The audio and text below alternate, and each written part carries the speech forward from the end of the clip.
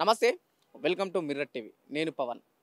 మన రాష్ట్రంలో చూస్తున్నాం సర్పంచ్, మాజీ సర్పంచ్‌లు ఏదైతే గతంలో పనులు చేసిల్లో ఆ బిల్స్ ఇంకా ప్రస్తుతం కాంగ్రెస్ పార్టీ అధికారంలోకి వచ్చిన తర్వాత ఇంకా పెండింగ్‌లోనే ఉంచిర్రు. పూర్తి అది ఎక్కడైతే శాంక్షన్ అవ్వలేదు. సర్పంచులు అప్పులు తెచ్చి ఆ విలేజ్‌లో పనులు పూర్తి చేసినా సరే ఇప్పుడు ఆ అప్పులు తీర్చలేక చాలామంది ఆత్మహత్య చేసుకుంటూ ఇబ్బందుల పాలవుతుర్రు. ఆ సర్పంచ్‌గా చెయ్యాలంటేనే అబ్బా! సర్పంచ్ చెయ్యాలన్న ఒక ఆ భయం కలుగుతుంది. నెక్స్ట్ ఏదైతే స్థానిక సంస్థల ఎలక్షన్‌లో మనం మాట్లాడే ప్రయత్నం చేద్దాం. ఒకవైపు గత బీఆర్ఎస్ ప్రభుత్వంలో ఏదైతే ప్రభుత్వం ఇచ్చిన పనులు చేపట్టి ఇప్పుడు అధికార మార్పిడి జరిగిన తర్వాత ఇంకా పెండింగ్ బిల్స్‌ల కోసం ఎదురు చూస్తూనే ఉన్నారు. ప్రభుత్వానికి వినతులు పెట్టుకున్న, ప్రెస్ మీట్లు పెట్టినా, ఆ సచివాలయం ముట్టడించినా సరే ఎక్కడ కూడా ప్రభుత్వం స్పందిస్తలేదు. పోలీసులతో అంచివేస్తుందని ఇక్కడున్న సర్పంచ్ చెప్పడం జరుగుతుంది.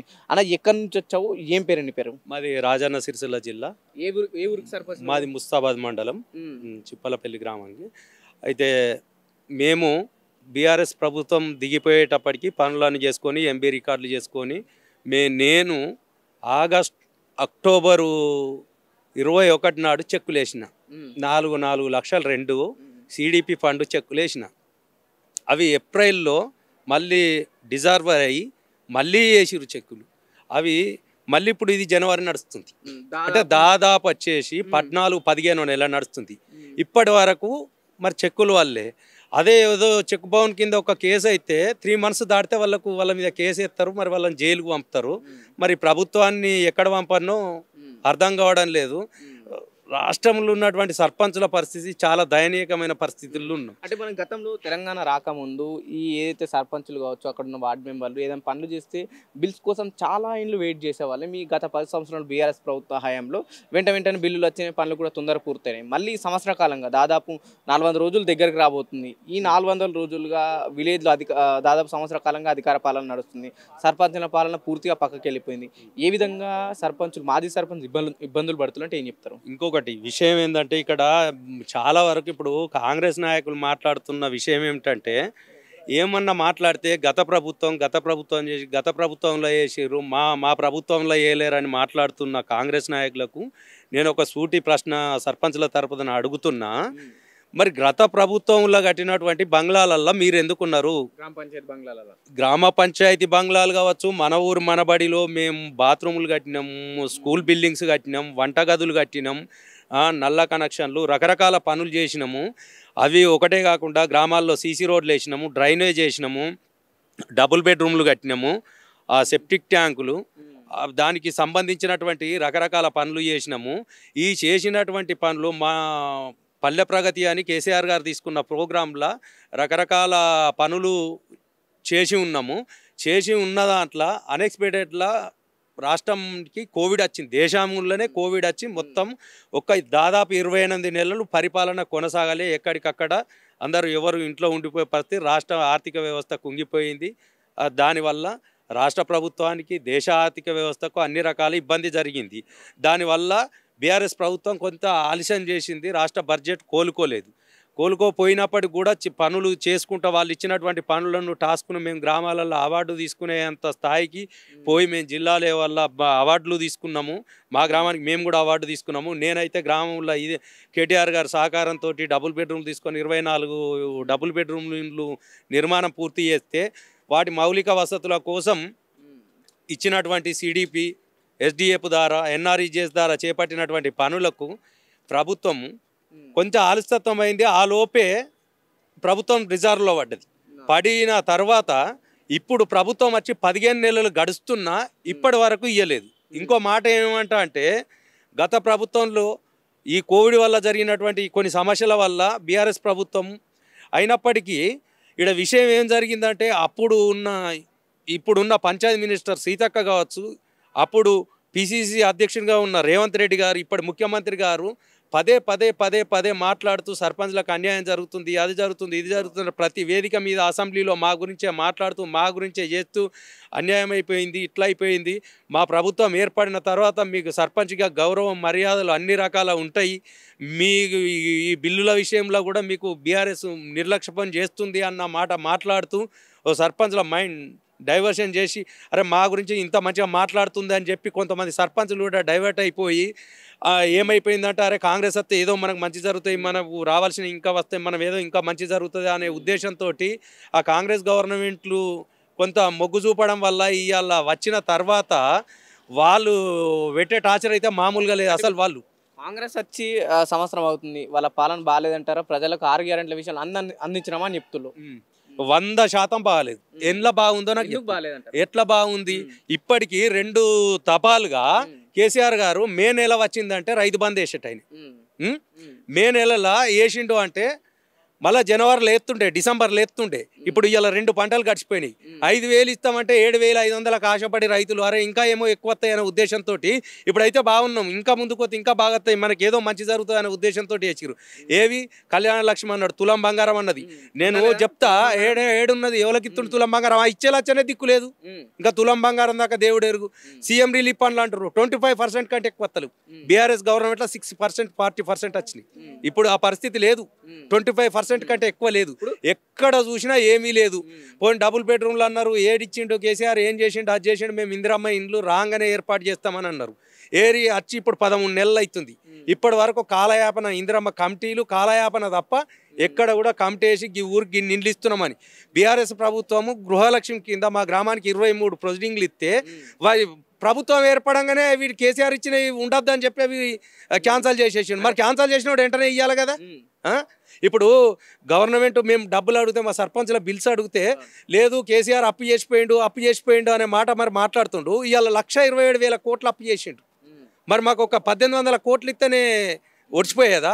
మీరు ఏదైనా పెండింగ్ బిల్స్ గురించి మాట్లాడితే దాని పనుల గురించి అయితే మంత్రి గారు దాంట్లో ఉన్న కాంట్రాక్టర్ కోమటిరెడ్డి వెంకటరెడ్డి గారు అయితే ఆ కంపెనీకి పెండింగ్ బిల్స్ ఉన్నాయి, క్లియర్ చేసింది ప్రభుత్వం. మీ సర్పంచ్ల బిల్స్ ఎందుకు క్లియర్ చేస్తారంటే ఇంకొక మాట చెప్పన్నా, కేసీఆర్ గారు ఎలక్షన్లకు పోయే ముందు 7,500 కోట్లు రైతు బంధు కోసం పెట్టిరు డబ్బులు. అవి రాగానే పొంగులేటి శ్రీనివాసరెడ్డి గారు, రాజగోపాల్ రెడ్డి గారు, ఇంకా కొందరు కాంట్రాక్టర్లు వీళ్ళకి రావాల్సిన పైసలు మొత్తం వచ్చిన 2 రోజుల్లో 7,500 కోట్లు పంచుకున్నారు. మరి అందులోకి మాకో 1,500 కోట్లు ఇచ్చే తొడిచిపోయేది కదా. ఎంత ఉండకపోతా ఆ గవర్నమెంట్కి అనుకూలంగా ఉంది కావచ్చు. అరే మరి అప్పుడు వెనక ముందు అయినా ఇప్పుడు రాగానే టక్కన ఇచ్చేసిండు అని ఆలోచన ఉంది కదా. అంటే వాళ్ళ వరకు అంటే వాళ్ళు కమిషన్లు ఇస్తారు కదా, మేము కమిషన్లు ఇచ్చే స్థాయిలో లేం కదా. ఇప్పటికి కూడా కాంగ్రెస్ గవర్నమెంట్లో 12% కమిషన్ ఇచ్చిన వాళ్ళకే పైసలు వస్తున్నాయి. మా దగ్గర ఉన్నారు తీసుకున్న వాళ్ళు కూడా. మేము చేసి ఇప్పటికే ఆ అప్పులు అన్ని మీద పడి అని బంగారం తాకట్టు పెట్టుకొని ఆస్తులు మాడికేషన్ లోన్లో పెట్టుకొని అప్పులు తెచ్చుకొని మేము పెట్టి ఇప్పటికే లాస్ అయి ఉన్నాము. వాళ్ళకి ఏమున్నది ఇప్పుడు? వాళ్ళకి 14%, 10%, 12%, అది కూడా మళ్ళీ బ్రోకర్లతో రాజకీయం చేసి వాళ్ళు తీసుకుంటేనే డబ్బులు ఇస్తున్నారు. కమిషన్ల కాంగ్రెసే, 100% కమిషన్ల కాంగ్రెసే. ఇప్పుడు కమిషన్లు ఇచ్చిన వాళ్ళకే డబ్బులు ఇస్తున్నారు. ఎందుకు ఇవ్వడం మరి రేవంత్ రెడ్డి? ఇంతకు ముందు మాట్లాడిండు ఇదే రేవంత్ రెడ్డి ప్రతి స్పీచ్ మీద మా తాత పోలీస్ పటేల్, మా అయ్య పోలీస్ పటేల్, మా ముత్తాత పోలీస్ పటేల్, సర్పంచ్ల బాధలేందో మాకు తెలుసు. ఒక సర్పంచ్ చేయడం అంటే మామూలు ముచ్చట కాదు. సర్పంచ్ అనేటోడు పొద్దున్న లేస్తే ఊళ్ళు ఉండాలి. మా అసలు ఎమ్మెల్యేలను ఎంపీలను కొత్త అల్లుని లెక్క అత్తం పోతాం చుట్టపోని లెక్క. కానీ సర్పంచ్లు అనేటోళ్ళు ఊళ్ళోనే ఉండాలి. మరి ఊళ్ళోనే ఉండి పనులు చేయాలి కాబట్టి పొద్దుగాలు లేస్తే మోర్ తీయలేదు, లైట్ వేయలేదు, మాకు ఇవన్నీ వేయలేదు, నా పింఛన్ ఏది, నా రేషన్ కార్డు ఏది అని చెప్పి పొద్దున్న లేస్తే పాపం ప్రభుత్వానికి అనుబంధ వారధిగా ఉండేటోళ్ళు మీరు చాలా ఇబ్బంది పడుతున్నారు. అట్లా లేదు ఇట్లా లేదని మాట్లాడి నువ్వు మరి ఇవాళ నీకు కనబడతలేదా మా బాధ? మీ తాత పోలీస్ పటేల్ ఎటువయా, మీ ముత్తాత పోలీస్ పటేల్ ఎటువయా, మీ అయ్య పోలీస్ పటేల్ ఎటువయా? మరి నువ్వు ఎంత పరిపాలన చేసినవి సర్పంచ్ల బాధ నీకు తెలుస్తలేదా? పోనీ నీకేమన్నా ఎందుకు మాకు ఇవ్వడం వల్ల ఏం లాభము? మాకు ఇవ్వకుండా ఇప్పుడు గెలిచిన కొత్త సర్పంచ్లకు ఇద్దామని ఒక ఆలోచన ఉండొచ్చు. కానీ మేము ఖచ్చితంగా మేము పోటీ ఇంకో కాంగ్రెస్ కున్న దురాలోచన ఏంటంటే వీళ్ళకు డబ్బులు ఇవ్వడం వల్ల వీళ్ళు ఫైనాన్షియల్గా మళ్ళా సెటిల్ అయ్యి మళ్ళీ వీళ్ళు ఎలక్షన్లకు పోతే మా కాంగ్రెస్ నాయకులు గెలవరేమో. వీళ్ళు ఫైనాన్షియల్గా వీక్ చేస్తే మళ్ళీ మా కాంగ్రెస్ కార్యకర్తలు సర్పంచ్లుగా ఎన్నుకోవచ్చు, మా ప్రభుత్వం మా ప్రజాపాలన ఏదో నడుస్తుంది అనే ఉద్దేశంతో పోతున్నారు. మేము చెప్పినట్టు వింటారు, మేము చెప్పినట్టు నడుస్తుంది అనే ఉద్దేశంతో ఇప్పటికే అరాచకాలు టూ మచ్ అయిపోయినాయి చేస్తుర్రు. అదంతా వాళ్ళు ఏం చేస్తుర్రు పోతుర్రు. మేము ప్రభుత్వానికి గ్రామంలో ఉండేటువంటి సర్పంచ్ ఏ ప్రభుత్వం అధికారం ఉంటే ఆ ప్రభుత్వానికి అనుకూలంగా పనిచేస్తారు. ఇంకా సీతక్క గారు మొన్న చెప్తుంది హరీష్ రావు ఇంటికి పోయి ధర్నా ఏరి, లేకపోతే కేసీఆర్ ఇంటికి పోయి కేటీఆర్ ఇంటికి పోయి ధర్నా ఏరి అంటుంది. మమ్మల్ని అంటుంది ఎట్లా వస్తాడు అని అంటుంది. నేను సీతక్కకు ఒకటే సూటిగా అడుగుతున్నా, సీతక్క గారికి, సీతక్క నువ్వు ఇలా 1,000 కోట్లతోటి కట్టిన సచివాలయంలో పరిపాలన చేస్తున్నావు. మరి దాదాపు 70-80 కోట్లతోటి కట్టినటువంటి కలెక్టరేట్లలో 33 జిల్లాల కలెక్టరేట్లలో పరిపాలన చేస్తున్నారు. మరి మేము గ్రామంలో కట్టినట్టు గ్రామ పంచాయతీ కావచ్చు, స్కూళ్ళు కావచ్చు, రోడ్లు కావచ్చు, శ్మశాన వాటికలు కావచ్చు, పల్లె ప్రకృతి వనాలు కావచ్చు, రకరకాల అయినటువంటి పనులు మేము చేసినాం. ఇలా డబుల్ బెడ్రూమ్లు కావచ్చు, కమ్యూనిటీ వాళ్ళు కావచ్చు, అవన్నీ మరి మేము తీసుకుంటున్నామా? మరి అందులో ఉండి పరిపాలన చేస్తలేరా? మరి రేపు పోయి మేము బళ్ళకు, గ్రామ పంచాయతీలకు, రైతు వేదికలకు ఇవన్నిటికీ తాళాలు వేసుకుంటే మీరు ఒప్పుకుంటారా? మా బిల్లులు వచ్చినాకనే వస్తాయనంటే ఒప్పుకుంటారా? మా దాంట్లో మేము కట్టిన దాంట్లో మీరు పరిపాలన నడిపిస్తలేరా? రైట్, ఒక్క మాట చెప్పండి. సంవత్సర కాలంగా పల్లెలలో అధికార పాలన నడుస్తుంది, అధికారిక పాలన. ఎట్లా అంటే ప్రజలకి ఏమైనా ఇబ్బందులు కనిపిస్తున్నాయి సర్పంచ్ లేకుంటే?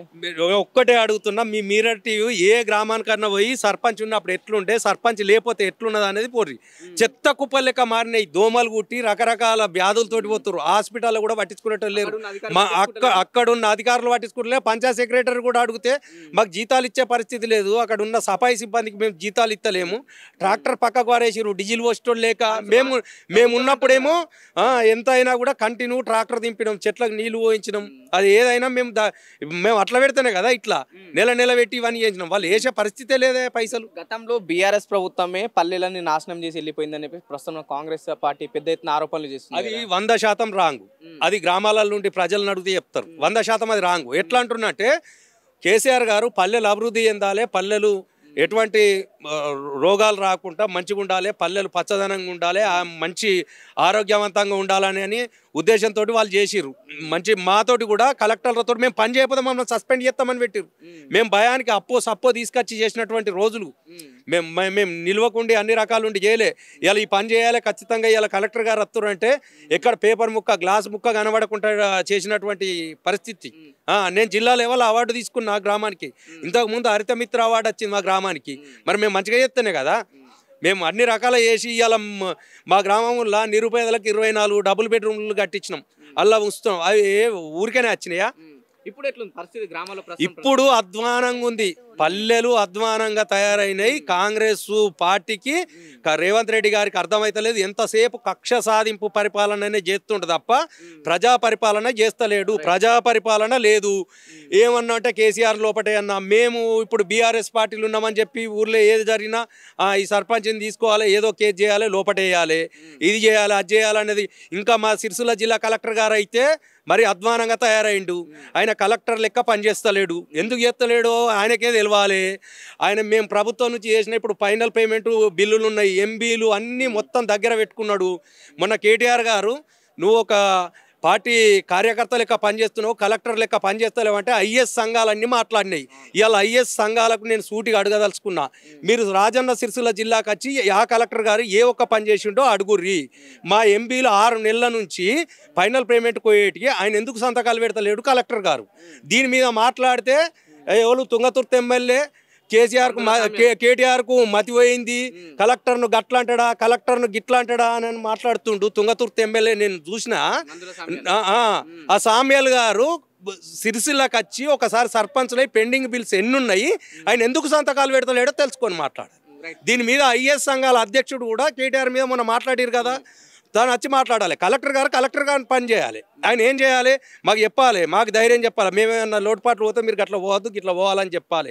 ఆయన ఏం చెప్పాలి, ప్రభుత్వం పైసలు ఇవ్వకపోతే ఇస్తలేదు భయ్, నేను నా వరకైతే నేను చేయాల్సినవన్నీ మీకు క్లియర్ చేసిన అని చెప్పాలి. ఆయన ఎందుకు సంతకాలు పెట్టాడు? ఇప్పుడు వచ్చే స్థానిక సంస్థ ఎలక్షన్లలో మాత్రము కాంగ్రెస్ పార్టీకి అగనెస్ట్గా ఖచ్చితంగా గడప గడప తిరుగుతాము. మేము చేసినటువంటి పనులను పెండింగ్ పోస్టర్ చేసుకొని స్థానిక సంస్థల ఎలక్షన్లల్లో మేము గడప గడప తిరిగి ఏ పార్టీకన్నా ఓటేయరు, కానీ కాంగ్రెస్కు మాత్రం ఓటేయద్దు, కాంగ్రెస్కు అనుబంధం ఉన్నటువంటి వ్యక్తులకు మాత్రం ఖచ్చితంగా వేయద్దు అనేది మాత్రం చెప్తాం. గంత పెద్ద మాట అన్నవి. ఎందుకంటే వాళ్ళు ఇచ్చిన 6 గ్యారెంటీలు కావచ్చు, 420 హామీలు కావచ్చు, వాళ్ళు ఏదైతే చెప్తున్న 4000 పింఛన్ కావచ్చు, ఇన్ని గత ప్రభుత్వం కానీ వీళ్ళు ఎక్కడ ఇస్తామంటారు కదా, మీరు ఎందుకు అట్లా ఎక్కడ ఇచ్చిరన్న? ఇప్పుడు వృద్ధాప్యంలో ఉన్న ముసలోళ్ళు ఏమనుకున్నారు, కేసీఆర్ 1000 ఇచ్చిండు, 1000 ఇచ్చే 2000 ఇచ్చినప్పుడు కేసీఆర్ పెద్ద కొడుకు అన్నాడు. మరి రేవంత్ రెడ్డి చిన్న కొడుకు 4000 ఇస్తాడేమో అని ఆశకేసిరు ముసలోళ్ళు. ఆ 2000 కూడా ఇప్పుడు సరిగా దిక్కులేవు. 4000 ఎక్కడి, 4000 లేవు, తులం బంగారం లేదు, రైతు బంధు లేదు, ఉచిత బస్సు వాళ్ళే శిఖలు పట్టుకొని కొట్టుకుంటారు ఎందుకు పెట్టిండ్రు అని చెప్పి. ఉచిత బస్సు వాళ్ళకు 100% వ్యతిరేకం. ఎందుకు, ఏం అవసరము అయ్యా? ఇలా దానివల్ల నేను అడుగుతున్నా, రాష్ట్ర ప్రభుత్వానికి ఒకటి నేను అడుగుతున్నా, ఆ ఉచిత బస్సుల ప్రయాణిస్తున్న వాళ్ళు 90% ప్రభుత్వ ఉద్యోగులే. ప్రభుత్వ ఉద్యోగులు, ప్రభుత్వ మహిళలు. మా ఊరికి వచ్చే స్కూల్ టీచర్లు 4 వాళ్ళకి ఒక్కొక్కరికి 70-80 వేల జీతము. వాళ్ళు పొద్దుగా లేచి సిద్దిపేట నుంచి మా ఊరికి బస్ ఎక్కి రావడానికి 25 రూపాయలు, 30-35 రూపాయలు టికెట్. వాళ్ళు రానుమోని 70 రూపాయలు అవుతుంది. ప్రభుత్వానికి నష్టమే కదా, 70 వేల జీతం తీసుకోవట్రి. వాళ్ళు నెలకు 3000 మళ్ళీ ఫ్రీగానే బస్సులో రావట్రి. ఆర్టీసీ పూర్తిగా లాభాల్లో ఉందని చెప్పేసి రేవంత్ రెడ్డి గారు అసెంబ్లీనే ప్రకటించారు. టికెట్ కు పైసలు ఇస్తే లాభం వస్తుందా, ఫ్రీగా పెడితే లాభం వస్తుందా? ఎట్లా లాభం వస్తుంది, ఏ రకంగా లాభం వస్తుంది చెప్పు. ఎట్లా ఇప్పుడు నేను అడిగిన దానికి మీరు ఆన్సర్ చెప్పుర్రి. రేవంత్ రెడ్డి గారు కూడా చెప్పాలి ఎట్లా లాభం వస్తుంది. ఇప్పుడు ఆడవాళ్ళకు మొగళ్ళకు టికెట్ పెడితే ఒక బస్ ఎక్కితే 50 మంది కూర్చుంటే ఇప్పుడు హైదరాబాద్కు 50 మంది వస్తున్నారు అంటే 100 రూపాయల టికెట్ ఉంటాయి, 5000 వస్తాయి. అలా 40 మంది ఆడవాళ్ళే ఉంటారు, 10 మంది మొగోళ్ళు ఉంటారు. 5000 వచ్చేది లాభమా, 1000 రూపాయలు వచ్చేది లాభమా? డీజిల్ ఏమన్నా మన తాత చుట్టందా? పైప్ లైన్ పెట్టిండా తెలంగాణకు ఫ్రీగా బస్సు రావడానికి? అదంతా కరెక్ట్ కాదు. వాళ్ళు ఏమున్నా 6 గ్యారంటీలు ఇవ్వలేక ఇదంతా డైవర్ట్ చేసి డైవర్ట్ పాలిటిషియన్ చేస్తారు. మేము కూడా చాలా అసెంబ్లీ ముట్టడి చేసినాం. మేము వాస్తవానికి ఎంపీడీఓ నుంచి డిపిఓ, కలెక్టర్ నుంచి మంత్రులకు, ఎమ్మెల్యేలకు, ఆఖరికి ముఖ్యమంత్రి గారిని, రాష్ట్ర గవర్నర్ కూడా పెండింగ్ బిల్లులు చెల్లించమంటున్నాం. కానీ ఈ సీఎం రేవంత్ రెడ్డి అంత మూర్ఖుడు ఇంకొకడు లేడు. మూర్ఖత్వం పాలన, మూర్ఖుడు అంటే ఇంత దురదృష్టమైన మూర్ఖుడిని ఎక్కడ కూడా చూడలేదు. అదే కాంగ్రెస్లో ఉన్న మంత్రులు కూడా కొందరు ఏమంటారు అంటే, మీ బాధ మాకు తెలుసా కానీ ఆడ చెప్తే వినే పరిస్థితుల్లో లేవు. వాళ్ళ కమిషన్లు మూటలు ఆ పద్ధతిలోనే నడుస్తుంది వ్యవస్థ. రైట్, ఇది పరిస్థితి. అయితే తెలంగాణ రాష్ట్ర వ్యాప్తంగా పూర్తిగా సంవత్సర కాలంగా పెండింగ్ బిల్స్ అట్లా ఉన్నాయి. సర్పంచ్లకు ఇవ్వాల్సిన పెండింగ్ బిల్స్ ఎక్కడ కూడా సర్పంచ్లకు బిల్ల విషయంలో ఎక్కడ కూడా మాట్లాడతలేరు. అక్కడ ఉన్న ఎమ్మెల్యేలు, మంత్రులే చెప్పడం జరుగుతుంది. రేవంత్ రెడ్డి గారు ఇంటలేరు, మేము చెప్తున్నాం అని అంటున్నారని మనకు సర్పంచ్ చెప్పడం జరుగుతుంది. మాజీ సర్పంచ్. కెమెరామెన్ కిరణ్తో పవన్, మిర్రర్ టీవీ, హైదరాబాద్.